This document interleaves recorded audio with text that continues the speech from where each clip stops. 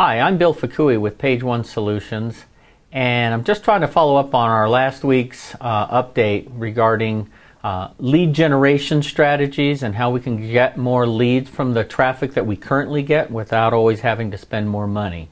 Last week we talked about developing more strategic, creative offers and how we can take those offers to help get people to take action. And that action in the form of your website is what we're going to talk about today. And that's calls to action. Calls to action that get people to visit your site and help promote those offers so those offers now have value.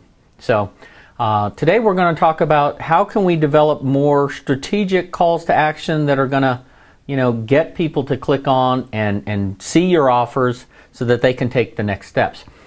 One of the strategies, and I'm going to go through 5 of them today, and there's probably many, many more.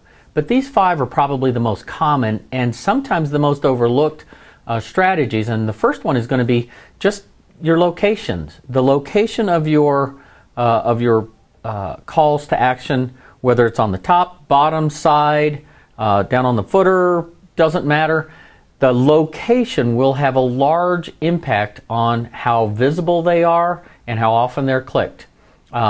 Statistics, I think HubSpot did a statistic in terms of calls to action that fall below the fold of the page underneath, if you have to scroll down to it, will only be seen by maybe 50% of the page's visitors. So kind of keep that in mind. Location, location, location applies not only to a business, but also where your calls to action are on your page. Another strategy, that maybe the second one we would call it, would be frequency. Frequency in every kind of advertising is your friend. Just because a call to action or an offer is on your website in one place doesn't mean that it can't be in other places in different formats. So you can have it in the body of your text. You can have it as a graphic call to action. You can have it up in the banner. But frequency in terms of promoting your calls to action that is the most compelling offer is an effective way of getting people to make sure, whether they're on the top of the page or down on the bottom, that those calls to offer are always in front of them. And when they're ready to take the action, they can click on it. Okay? The third one is going to be clarity. Clarity in terms of making sure your messaging or your offer is clear. And statistics even show, for example, even the wording of your calls to action. So if, for instance, I have an ebook or something I want to download, there's a big difference between the conversions of something that says, download ebook in your button as opposed to download now or get your ebook. Okay? By combining those two together and being more clear about what that button is going to do, you'll get more people to take the action that you want them to. The fourth one would be just your colors, just the look and in terms of how it fits within the page.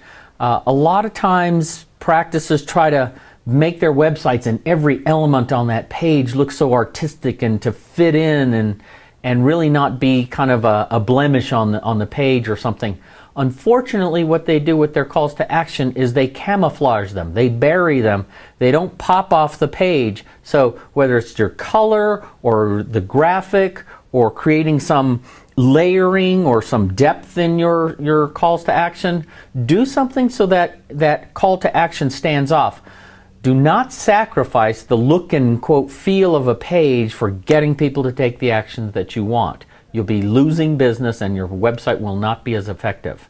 And lastly, it's not really a call to action in the sense of how to graphically create it, but your activity. When you click on it, your calls to action need to go to a promotion page. It has to go to a place that is designed for people who are interested in taking the action. You don't just send them to your Contact Us page.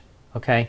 Calls to action need to have a specific page designated to help convert those visitors to take the actions that are listed on that button or that call to action. And that's what we're going to be talking about next week. So read the rest of this. It's good information. Hopefully you'll find it helpful. And next week we'll be doing a video and update in terms of when they get to those promotion pages or landing pages, what are the kind of pages that are the most effective? So we'll be dealing with that. If you have any questions, feel free to call us, or you can send us an email. Just reply to the email, or if there's any other topics that you'd like to talk about, please let us know, and we'll add them to our list of topics we'll be doing in a future video. We'll hope to hear from you soon.